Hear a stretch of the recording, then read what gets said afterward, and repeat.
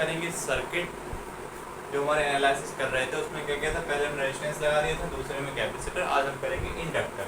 मतलब कि कोई हमारी सर्किट है उसमें क्या हुआ है, एक इंडक्टर लगा हुआ है, तो इंडक्टर एक कॉइल जैसा शेप जैसा होता है, इसको हम एल से रिप्रेजेंट करते हैं।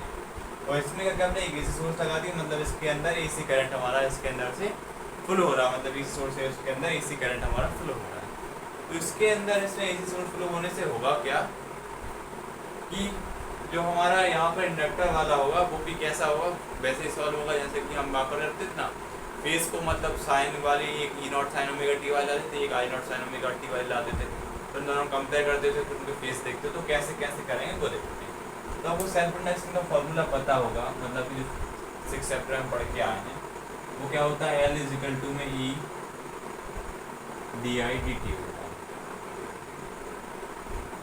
तो यदि हम यहाँ पर क्या करें, यहाँ पर माइनस का साइन भी आता था, लेकिन माइनस साइन यहाँ पर हमें कोई ज़रूरत नहीं, वो तो किस लिए वो क्यों बताता था कि जो कॉजल प्रोडक्शन है वो ईएमएफ उसको ये हमारा अपोज करता है, इसलिए वहाँ पर माइनस का साइन आता था। वो आप 6 चैप्टर पढ़ के आए तो आपको पता होगा, वो आप आपने यहाँ पर नहीं लिया क्योंकि हम ज़रूरत नहीं। तो यहाँ से क्या करेंगे, हम ई की वैल्यू फाइंड कर देंगे। तो यदि हमारा जो ई है वो फाइंड करेंगे तो यहाँ से क्या जाएगा, डी आई डी टी आ जाएगा, डी आई डी टी आ जाएगा, और यहाँ से हमारा ई आ जाएगा, ई आ गया, और यहाँ से डी आई डी टी आ गया। तो यहाँ से आप जो ई और डी आई डी टी आया हमारा, वो क्या करेंगे हम यहाँ पर इसको, जो हमारी डी आई और डी टी हमारी टर्म में, वो उसको हम यहाँ पर लिख देंगे, L I I D I D T E की यहाँ पर साथ में। तो हमको तो पता है हमारी इक्वेशन वो क्या होती है, इज इक्वल टू में क्या होती है हमारी, ई नॉट साइन ओमेगा टी होती है, इज इक्वल टू में E naught sine omega T होती है, ये हमारी इक्वेशन बन गई। और अब आपको एक चीज़ और पता होगी, जो हमारी इक्वेशन बन है उसको क्या करेंगे हम यहाँ पर, जो आई वाली है उसको हम यहाँ पर लिख देंगे। क्यों लिख देंगे, क्योंकि हम पता है यदि डी आई का हम इंटीग्रेशन करेंगे तो क्या वो आई हो जाएगा, पता है पर डी का क्यू हो जाता है, डी वी का बी हो जाता है, तो डी वाली टर्म को हम यहाँ पर पहुँचा देंगे और ई को हम यहाँ पर पहुँचा देंगे।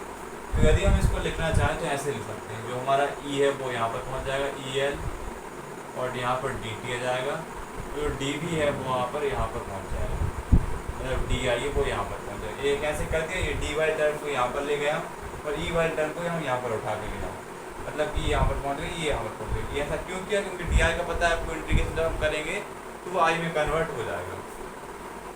तो हम क्या करेंगे, यहाँ पर जो डी आई और यहाँ पर किया है ई एल डी टी, तो यहाँ पर जो ई है उसकी जगह पर क्या करेंगे हम, E naught sine omega T, जो यहाँ पर वैल्यू आई है हमारी E is equal to E naught sine omega T, वो यहाँ पर हम पुट कर देंगे। तो जो डी आई आएगा वो हमारा क्या जाएगा, ई नॉट साइन ओमेगा टी, नीचे एल तो चल ही रहा है, और डी टी यहाँ पर आ जाएगा। तो यदि यहाँ पर हम इंटीग्रेशन करेंगे तो यहाँ पर लिखेंगे, अब यहाँ पर क्या कर रहे हैं हम, इंटीग्रेशन कर रहे हैं, तो यहाँ पर लिखेंगे इंटीग्रेशन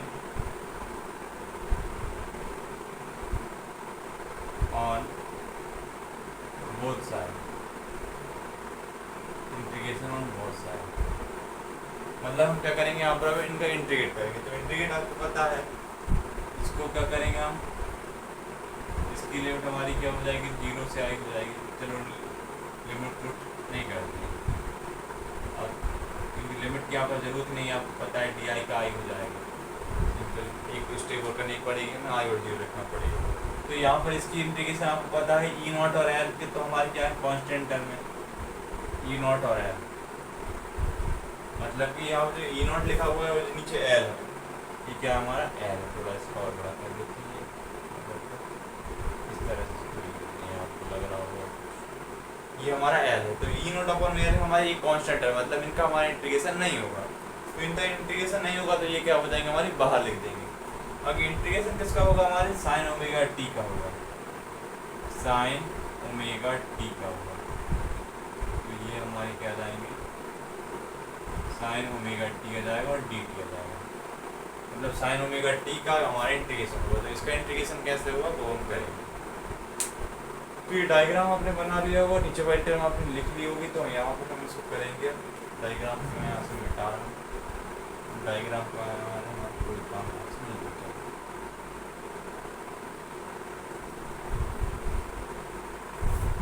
तो यदि आप यहाँ पर अब देखें तो इंटीग्रेशन यदि डी आई करेंगे तो डी आई की इंटीग्रेशन आपको पता है हमारी आई हो जाएगी। तो मैं यहाँ से कर रहा हूँ, ये हमारा डी टी बेचारा बाहर चला गया यहाँ पर। तो यहाँ पर जो डी आई है उसकी इंटीग्रेशन क्या हो जाएगी, हमारी आई हो जाएगी। बाकी ई नॉट एल तो हमारा लिखा रहेगा यहाँ पर वैसा का वैसा, ये इसका इंटीग्रेशन हमारा हुआ रहेगा। बाकी जो साइन ओमेगा टी है उसका क्या आपको पता है, यदि नहीं पता है तो आपको पता होना चाहिए। साइन ओमेगा टी क्या हो जाता है हमारा माइनस का कॉस ओमेगा टी आ जाता है। तो इसका क्या आ गया हमारा माइनस का कॉस ओमेगा टी आ गया। और आपको पता है एंगल का इंटीग्रेशन होता है तो कहाँ पहुँच जाता है, हमारे अपॉन में पहुँच जाता है। ये आपको पता है जो हमारा यहाँ पर एंगल था ना ओमेगा टी, और पिछली वीडियो में हमने क्या था डिफरेंशिएशन। तो डिफरेंशिएशन में क्या हुआ था, ओमेगा टी था, एंगल वहाँ पर ही ओमेगा टी था, लेकिन वो एंगल का तब डिफरेंशिएशन हुआ तो वो इनटू में पहुंच गया था। लेकिन इंटीग्रेशन में क्या होता है वो अपॉन में पहुंच जाता है। तो ओमेगा टी का ओमेगा यहाँ पर क्या आ गया, अपॉन में आ गया। तो यहाँ से क्या होगा हमारा आई इज इक्वल टू में जो माइनस का साइन उसको बाद ले लिया, यहाँ से ई नॉट बन गया, ये ओमेगा भी आ गया, ओमेगा एल हो गया, ये कॉस ओमेगा टी, ये हमारी यहाँ से इक्वेशन बन गई। आई इज इक्वल टू में I is equal to minus का E not omega L cos omega T, यहाँ से हमारी वैल्यू बनी। अब हम यहाँ पर क्या करेंगे, यहाँ पर आपको पता होगा कि जो हम यहाँ पर इक्वेशन लिखते थे पिछली वाली वीडियो हम लिखी थी, आई इज इक्वल टू में ई नॉट अपॉन में आर होता था। ये आपको पता होगा, I is equal to E not upon में आर होता है। तो ई नॉट हम लिखते थे, उसके बाद जो आई नॉट हम इसको भी ई नॉट लिखते थे, तो इसके कारण हम क्या करते थे, आई नॉट यहाँ पर लिखते थे। तो यहाँ पर जो ई नॉट है उसके अपॉन में क्या लिखा हुआ है, आर। आर मतलब कि यहाँ पर क्या है, रेजिस्टेंस है। तो यदि आप यहाँ पर देखें जो ई नॉट है उसके अपॉन में क्या ओमेगा एल लिखा हुआ है। तो ओमेगा एल वो यहाँ पर क्या है, वो भी एक रेजिस्टेंस है, लेकिन कैसा रेजिस्टेंस है, जिसको हमारा जो इंडक्टर है वो ऑफर करता है। जैसे वहाँ पर कैपेसिटर था, कैपेसिटर में क्या था हमारा 1/ओमेगा c था, वो कौन ऑफर करता था, हमारा कैपेसिटर करता था। लेकिन यहाँ पर जो 1/ओमेगा एल है वो हमारा रेजिस्टेंस है, लेकिन कैसा रेजिस्टेंस, जो हमारा इंडक्टर ऑफर करता है। तो यदि आपको पता नहीं होगा तो जो एक्सएल होता है, मतलब कि जो रेजिस्टेंस ऑफर्ड बाय हमारा इंडक्टर होता है, उसका फॉर्मूला क्या होता है, ओमेगा एल होता है। तो यहाँ पर लिखा हुआ है ना, वो यहाँ पर फॉर्मूला होता है एक्सएल, मतलब रेजिस्टेंस ऑफर्ड बाय इंडक्टर का, उसका फॉर्मूला ओमेगा एल होता है। तो यदि आप इस इक्वेशन से इक्वेशन कंपेयर करें तो I not is equal to E not हमारे ऊपर है, तो जो आर रेजिस्टेंस यहाँ पर क्या है, ओमेगा एल है, क्योंकि ये हमारा ओमेगा किसका रेजिस्टेंस होता है, इंडक्टर का, जो कि हमारा इंडक्टर ऑफर करता है। तो यदि हम ई नॉट अपॉन में आर, ये हमारी इक्वेशन यहाँ पर है, तो इसके जगह पर हम क्या करेंगे, आई नॉट पुट कर देंगे। तो ये इक्वेशन तो हमारी क्या बन रही है, ये बन रही है, रेजिस्टेंस देंगे यहाँ पर, उसका रेजिस्टेंस आ गया इंडक्टर का। तो यहाँ पर ये इक्वेशन क्या बन गई, आई इज इक्वल टू में माइनस का आई नॉट, क्योंकि माइनस का साइन चल ही रहा है, और नीचे बाद में क्या गया, कॉस ओमेगा टी आ गया। ये यहाँ से हमारी इक्वेशन बन गई। तो आपको समझ में आया होगा। अब हम यहाँ पर आगे क्या करेंगे, इसमें आगे अब इसमें थोड़ा सा फॉर्मूले का यूज होगा। जैसे आपको पिछली वीडियो में बताया था, पिछली वीडियो देख के आए हैं, तो पिछली वीडियो में क्या किया था, एक फॉर्मूले का यूज किया था हम, कॉस थीटा। थीटा का यहाँ पर एंगल कितना है, थीटा मतलब कि एंगल, और यहाँ पर एंगल कितना है, ओमेगा टी है, तो यहाँ पर कॉस ओमेगा टी। तो कॉस ओमेगा टी का एक फॉर्मूला कौन सा होता है, साइन 90 प्लस थीटा, और एक फॉर्मूला कौन सा होता है हमारा, साइन 90 माइनस का थीटा। लेकिन यहाँ पर माइनस की बात क्या, थीटा, और एंगल कितना है हमारा, ओमेगा टी है, तो यहाँ पर थीटा जगह ओमेगा टी, ये हमने यहाँ से लिख दिया। अब हम क्या करेंगे, तो कॉस ओमेगा टी तो हम है, ये तो लिखा रहने देंगे। यहाँ पर करेंगे हम माइनस कॉमन ले लेंगे, मतलब पूरी इक्वेशन में हम माइनस कॉमन ले लेंगे। तो माइनस कॉमन लेने से होगा क्या, तो माइनस वाले टर्म में प्लस के हो जाएंगे, जो प्लस वाले टर्म में सब माइनस के हो जाएंगे। तो यहाँ पे यदि हम माइनस कॉमन ले लें तो ये क्या हो जाएगा, साइन माइनस का हो जाएगा हमारा, बाकी ये अंदर का है 90 हमारा माइनस का हो जाएगा, तो ओमेगा टी हमारा प्लस का हो जाएगा। तो जो कॉस ओमेगा टी वाली हमारी टर्म है वो क्या बन जाएगी, माइनस का साइन आ जाएगा, और ओमेगा टी यहाँ पर हमारा प्लस का हो गया, तो इसको हम यहाँ पर लिख देंगे। तो जो माइनस का 90 बचा है उसको हम 90 को पता है आप क्या लिख सकते हैं, पाई बाई 2 लिख सकते हैं। पाई बाई 2 क्यों ले सकते हैं, क्योंकि पाई की वैल्यू कितनी होती है 180, और 180 होती है हमारी पाई की वैल्यू, और 180 से हम 2 को डिवाइड करें तो कितना जाएगा हमारा 90 आ जाएगा, इसलिए हम इसको क्या कर सकते हैं यहाँ पर पाई बाई 2 लिख सकते हैं। तो यहाँ पर ये कॉस ओमेगा टी की वैल्यू हमारी ये वाली बन गई। तो यदि आप इस दोनों इक्वेशन को देखें तो इसमें भी ये माइनस का साइन है, इसमें भी ये माइनस का साइन है। यदि हम इसको और सॉल्व करें तो इसको हम नीचे वाली को मिटा देते हैं। तो यदि हम इसको और सॉल्व करें जो कॉस ओमेगा टी वाली वैल्यू हो जाएगी हमारी कॉस ओमेगा टी, यहाँ पर ये माइनस का साइन है, तो यदि ये माइनस का साइन यहाँ पर है और ये हमारा क्या है कॉस ओमेगा टी है, इसकी जगह पर ये वाली वैल्यू पुट करेंगे। ये क्या है हमारा माइनस का साइन है, ये अंदर कितना है ओमेगा टी माइनस का पाई बाई 2, ये ब्रैकेट। तो यदि आप यहाँ पर देखें ये भी माइनस का ये भी माइनस का, मतलब यदि माइनस माइनस है तो कितना हो जाएगा प्लस हो जाएगा। जो कॉस ओमेगा टी है उसकी वैल्यू कितनी आ जाएगी हमारी I not sine omega T minus का पाई बाई 2। तो यहाँ पर जो कॉस ओमेगा टी था हमारा उसकी वैल्यू ये आ गई, ये आपको पता है यहाँ से हमारी जो कॉस ओमेगा टी उसकी वैल्यू ये आ गई, तो वो यहाँ पर हम कर देंगे। तो जो हमारी आई की वैल्यू कुल मिला के कितनी आ गई यहाँ से, इसको हमने सॉल्व कर लिया, ये भी माइनस का था ये भी माइनस का था, बाकी सब सॉल्व करके हमने हमारी जो हमारी वैल्यू ये आ गई। तो ये हमने यहाँ पर लिख देंगे कि हमारी क्या आ गई I not sine omega T minus का पाई बाई 2। तो इससे हमको क्या समझ में आया, जो पिछली वाली टर्म में आई थी हमारी जो पहले वाला टॉपिक था जो कैपेसिटर था उसमें ये प्लस की आई थी, तो वहाँ पर क्या हुआ था हमारा जो करंट था वो लीड कर रहा था, और जो इंडक्टर था वो क्या कर रहा था हमारा जो इंडक्टर ने सॉरी ईएमएफ था वो क्या कर रहा था लैग कर रहा था।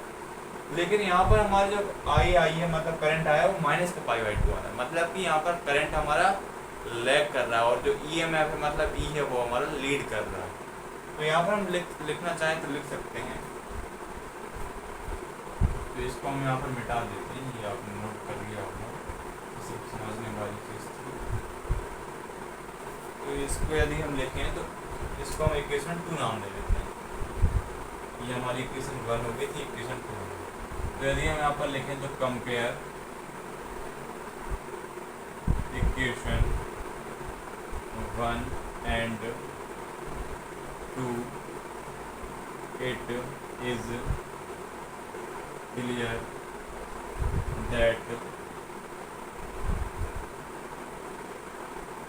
यहाँ पर क्या है, यदि हम इक्वेशन 2 इक्वेशन 1 क्लियर करते हैं तो जो हमारा जो ई है मतलब ये वाली है ईएमएफ वाली, तो यहाँ पर it is clear that E is lead, E की जगह पर क्या ई हमारा क्या है यहाँ पर ईएमएफ है, तो यहाँ पर डायरेक्ट ई की जगह पर ईएमएफ ले लेते हैं, EMF is lead by pi by 2। मतलब यदि हम दोनों इक्वेशन को देखें तो ई क्या है ईएमएफ वाले टर्म, ये आई क्या करंट वाले टर्म, तो यहाँ पर जो ईएमएफ है वो लीड कर रहा है पाई बाई 2। क्यों कर रहा है, तो यहाँ पर माइनस का पाई बाई 2 आया है, मतलब ये माइनस का पाई बाई 2 है, मतलब इसके पास पाई बाई 2 से लीड कर रहा होगा, उसी तो ये माइनस का पाई बाई 2 है। समझ में आपको इतना आया। अब इसके जो डायग्राम है वो बनाते हैं, तो इतना आप नोट कर लीजिए, जो उसके दो डायग्राम है वो बना देते हैं। तो अब मैं इसको यहाँ से मिटा रहा हूँ।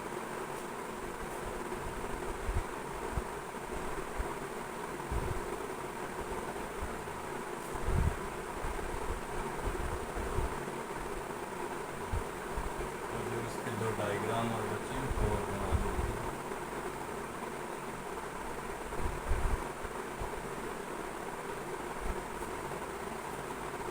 तो डायग्राम पहला कौन सा बनाएंगे हम, पहला बनाएंगे हमारा वेव डायग्राम। तो वेव डायग्राम कैसे बनाएंगे, हमको पता है यहाँ पर क्या हो रहा है, हमारा ईएमएफ लीड कर रहा है पाई बाई 2 से, और जो करंट है वो लैग कर रहा है, मतलब कि एक तो हमारी वेव बनती थी वो इस तरह से, वो बना दी हमने। दूसरी क्या है हमारी जो ये वाली हमारी वेव होती है वो कौन सी होती है हमारी ईएमएफ वाली, मतलब ई इज इक्वल टू में E naught sine omega T, ये तो हमारी लीड कर रही है। लेकिन जो करंट वाले टर्म वो वहाँ पर हमारी आई वाले टर्म वो लैग कर रहे हैं, तो उसको क्या करेंगे हम नीचे से बनाएंगे। नीचे से, मतलब कि वो हमारी क्या है, लैग कर रही थी, तो उसको हम नीचे से बनाएंगे। तो इस तरह से हम उसको बनाएंगे।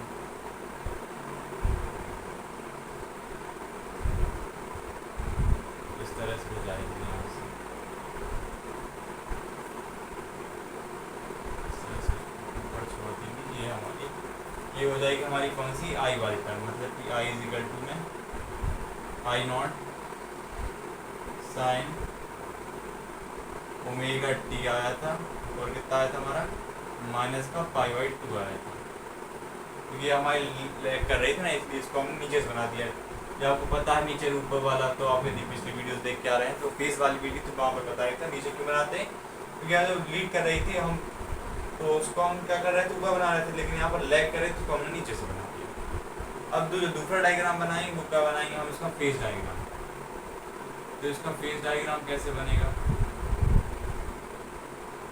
इसका जो फेस डायग्राम बनेगा कैसे बनेगा, यहाँ पर क्या हमारा EMF लीड कर रहा है, तो EMF लीड कर रहा है, मतलब कि जैसे वहाँ पर करंट लीड कर रहा था, इस तरह से बना देंगे इसको। ये हमारे EMF हो जाएगा, ये हमारा करंट हो जाएगा, और इनका जो बीच का फेज डिफरेंस है, मतलब पाई है, वो कितना है, π/2। ये आपको समझ में आया। और दूसरा तरीका और इसको बनाने का क्या है, इस तरह से बनाना।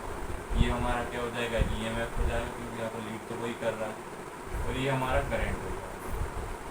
इनका जो फेस हो जाएगा वो कितना हो जाएगा, π/2 हो जाएगा। इस तरह से इसका डायग्राम बना सकते हैं। ये इसको वेव डायग्राम हो गया, इसका फेस डायग्राम। तो समझ में आया होगा सर्किट कंटेनिंग इंडक्टर ओनली। तो ये तीनों हमने कर लिए, पिछली वीडियो में 2 और 1 आज हमने कर लिए। समझ में आए होंगे आपको। मिलते हैं अगली वीडियो में नेक्स्ट टॉपिक पर। Thank you for watching this video. Thank you.